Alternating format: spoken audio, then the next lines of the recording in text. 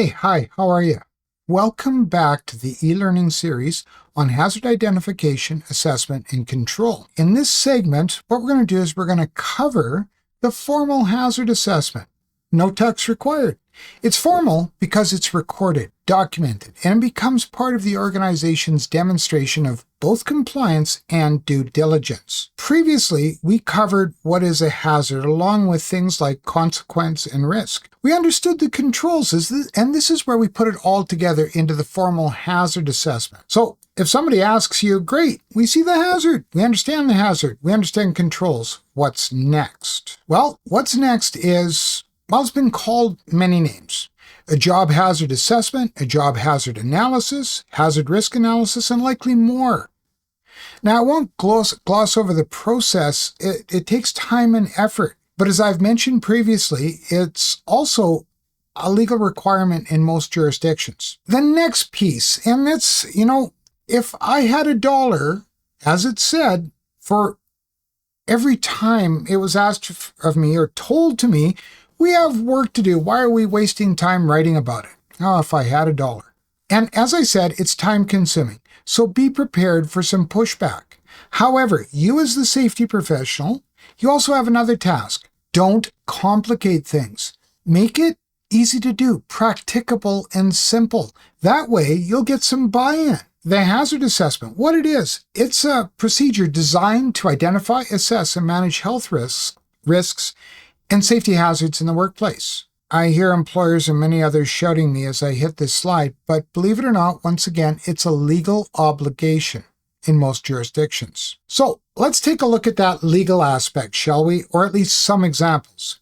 Here in Alberta, the requirements are every employer shall ensure, as far as it's reasonably practicable for the employer to do so, the health and safety and welfare of workers engaged in the work of that employer. Those workers not engaged in the work of that employer, but present at the worksite at which the work is being carried out, and other persons at or in the vicinity of the worksite whose health and safety may be materially affected by identifiable and controllable hazards originating from the worksite. Having said that, it's basically the same all over Canada. Now in the US, it's pretty straightforward as well. Okay? Provide a workplace free from serious recognized hazards. And now the point is it's looking at identifiable and controllable hazards originating from the worksite. So what's it like in your country? If you're on YouTube, pop it into the comments, would you? And if you're on the e-learning platform, reach out with an email if you're taking this from a different country or jurisdiction. I appreciate all the interaction. Let's look at the process of conducting a formal hazard assessment as risk management. Essentially, that's really what it is. And we do it for a few reasons. One, to minimize loss. The potential for loss, not checked, will lead to loss. So it's up to you to find the gaps. Plug the hole, so to speak. Believe it or not, you actually increase earnings. When you reduce costs, like less insurance costs, less lost time, less downtime, etc., you increase earnings. You have to look at the liabilities too. If you have increased liabilities, you're going to have an increased difficulty in obtaining financing. You're going to experience contractor avoidance. Try thinking about it like this. Or if need be, and you need to sell a process, explain it like addressing it from an enterprise or organizational risk management perspective. Wouldn't it be prudent to identify the different duties for each position from those various tasks, considering the hazards and the risks for each, and then considering controls? The idea being that you're truly identifying and controlling risks in the organization, and you're not, if you're not looking at the human resource aspect. The employees and how they're performing is important. So remember, unsafe is the presence of an uncontrolled hazard or hazards. And if that's the case, we need to control those hazards. It only makes sense. So what we need to do is we need to break down each job into tasks. Look at it this way. Each job needs to be managed. What are the obligations of the position? To properly manage the job, it's important to understand the duties that are expected of each, and what are the responsibilities of each position. Another way to think about it, then, if there are responsibilities and duties that are being performed, what are the tasks? The tasks are the lowest part aside from actions. And consider the accountabilities of each position. So when you understand that relationship, hopefully not complicating anything, we just need to drill down, but not too granular, okay? Think of, we got to mop the floors, but we don't talk about dunking the mop in the bucket and pulling it out. Just like a manager will not watch every employee's actions, you should not be drilling down. You should be drilling down to the tasks, but not too far, as the mop and bucket example I just used. Now, the biggest mistake in conducting a formal hazard assessment is either drilling down too far or not enough. Duties are considered as things that would be on a job description. Say a laborer at a job construction site would be responsible for delivering building materials, so a task would be manual materials handling versus lifting up 2x6s onto a cart. Or a carpenter building a house might be responsible for form assembly, not lifting and lowering plywood sheets or hammering nails. That might be, hammering nails might be use of hand tools as a task. So in other words, drill down, but not too far. Go granular, but not minute, okay? Look at tasks, not actions. So just a quick little bit of review here. It's important to understand the process. If it deviates from the process, it's all for naught. In other words, the journey is as important as the destination. So consider controls. Nullify or significantly reduce the potential for the negative effect of hazard exposure. And once again, think of a hazard as something that has the potential for negative effect on anyone or anything it interacts with. Injury or illness or people, damage to property and or assets, or harm to the environment. That being the case, a control is essentially anything or process that nullifies or significantly reduces that potential for negative effect on anyone or anything it interacts with by directing or guiding it, redetermining the behavior or direction of that hazard or potentially harmful force. So we use controls in their different categories, controls, and within those categories, different types. So once again, with this quick review, we'll look at the hierarchy of controls. Once again, elimination is eliminating the hazard or the potential for exposure to the hazard. This once again may require modification of the task.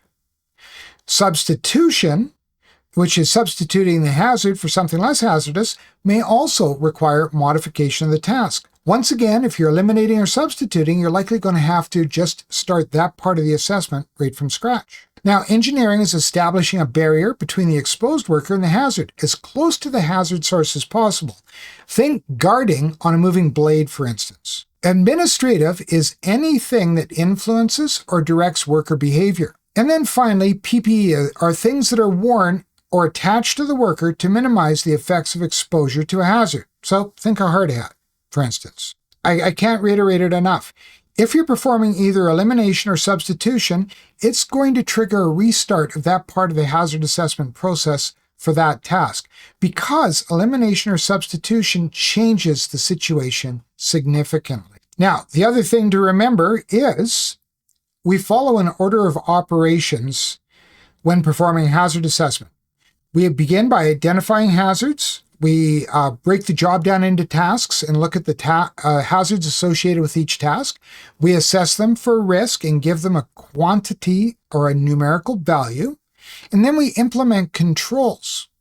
And then finally, reevaluate, because nothing is ever constant. Conditions change, so a reevaluation of controls should be continuous.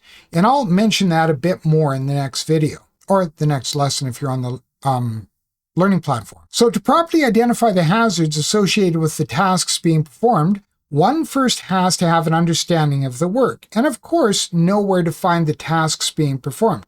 Now, some of these sources are job descriptions. They are very helpful. The job postings used to hire the workers. The big ones, though, are worker shadowing, following the worker and noting what they do, but even more so, worker involvement. And then also finally considering industry partners or industry sector authorities. All of these are good sources to help you better understand the work.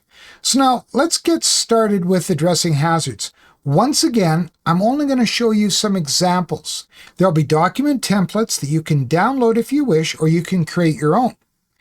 And of course, one other thing to consider is don't reinvent the wheel. If your company is already using something, use that. So let's begin with the simple way, a simple hazard assessment, just outlining the tasks, which in this case are for a drywaller. Think of it this way. You want to identify tasks, then hazards, and then implement controls to reduce risks. So in this case, the job is drywaller. One of the duties is, of course, drywall installation. So breaking it down into tasks, which are going to be moving materials, which needs to be done regardless of the job site. Many jobs are going to have duties that involve tasks around manual materials handling as well. Another task is hanging drywall.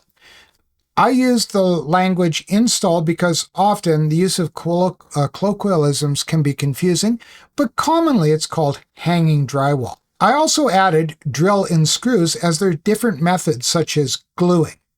Not common, but it's used. So before we look at the hazards, one point to note is it may be very helpful to begin listing the tasks by considering frequency intervals that they're performed. In other words, what tasks are performed daily, weekly, monthly, and annually. Just helps you when you're visualizing everything. It isn't necessary, but another method you may want to consider. So now, let's look at the hazards. After identifying the tasks, the next step is to consider the hazards. Moving materials has the following hazards: overexertion, awkward postures, exposure to sharp edges, tripping hazards, and being struck by an object. With hanging drywall, or installing drywall, the hazards are overexertion, awkward postures, struck by an object, falling particulate into the eyes. You may think of more. In fact, those of you on YouTube, if you've thought of some more with these two tasks, by all means leave them in the comments. But let's talk about controls next. Let's look at controls. Now, I've called them here corrective actions just to keep things simpler, but you can think about them and you can put controls on the table header if you want. But moving materials requires the following controls: use of mechanical aids, which could be dollies or carts. You have to wear gloves and you have to follow safe work procedures. Installing the drywall or hanging the drywall, yes, I didn't get too granular. The purpose here is to demonstrate the process, so the controls, which in this case are using drywall stands or hoists or jacks, and then PPE, gloves, glasses, footwear. And of course, using safe work procedures. I might have listed them there, especially for installation using drills and screws. So now the final one, we'll have a quick look at what the final product looks like. And it's fairly simple. Now this method, you see here, it's just a form and it's got the job title, the job steps, the hazards, the corrective actions, who did it, and of course the company name and date. All of this helps to satisfy due diligence. Now this method will fulfill most requirements in most jurisdictions. However, it doesn't necessarily meet best practices, and it doesn't satisfy things like certificate of recognition or core requirements, as it does not calculate risk or provide the ability to prioritize risk by quantifying the risk. So, on that note, let's crank it up a notch. Crank it up a notch. We'll add a few metrics here. First, the frequency the worker may be exposed to the hazard when performing the task. Once again, this is exposed to the hazard. So, example, janitors may empty garbage containers, but how many require awkward postures or overexertion, or how many may contain sharp edges? So once again, the exposure we're looking at is daily, is scored 4, weekly, 3, monthly, 2, annually, just 1. Now, the next thing we want to consider is severity or probable loss. The key word is probable, not possible. We ask ourselves about the severity. Is the severity 1, inconsequential? Meaning nothing has occurred or the injury or damage is inconsequential. Think about a red mark on the skin or very little pain, a walk it off scenario. Or is it treat and return to work, or TW? We're going to score a 2, where the worker would have to see first aid, but the injury is minimal, and they could simply return to work with no impact on their duties or very minimal accommodation. Next, we have to consider hospitalization and return to work. We're going to score that a 3. The worker may have to go to the hospital, but they will return to work in full capacity with minimal or little accommodation. Minimal or no accommodation, pardon me. And finally, life-altering. We're going to score a 4. This is where the worker will need to be accommodated the rest of their life, or they may not return to work at all, or worse. You know what worse is. The intermediate method starts off very similar to what we did, but it fulfills a best practice approach by classifying the hazards and quantifying the risks. And we'll see more about that in the next slide. But as you can see, for an example, we've got moving the materials, and then we note the hazards right next to them. Same job, drywaller. So let's look at the next part. Very similar to what we just did, but it fulfills the best practice approach by classifying the hazards and quantifying the risk. As you can see, each hazard is classified by breaking it into whether it is physical, chemical, biological, or psychosocial. It isn't a necessary step, but it's very helpful when it comes to considering controls. Not identifying a hazard correctly can lead to incorrect controls being selected and implemented. So as you can see, hazards are determined. They might be physical, and it might rate a frequency of 2, severity of 2, and it works out to a medium. And so we'll look at the whole thing all together, which is very similar to what we just did, but it fulfills that best practice approach by classifying hazards, quantifying risks. As you can see, each hazard is classified and quantified by determining the frequency of exposure and probable severity. And then the risk level is determined, whether it's low, medium, or high, and then controls are selected. So it's a bit more granular, okay? It's a bit more finer and a bit more determined. Once again, when you're thinking about it, you can give a numerical value and quantify risk. It's now no longer an opinion, but an objective measure, an objective assessment. And there are lots of different methods for assessing hazards and risk. I showed you a few, a simple and an intermediate, and there's more advanced. And I'll likely do a course on advanced hazard and risk assessment, but right now, this will suffice everything that's needed for legislation in most jurisdictions, certificate of recognition, of course, for you to be able to be certified. You need to choose which method works for you. And so, here we are. Quiz time. If you're watching this on YouTube, and if you're not already subscribed, what you need to do is you need to, hit that little button down there for the subscribe button, and that way when the next video launches, you'll get notified. And that's provided you click the little bell, of course.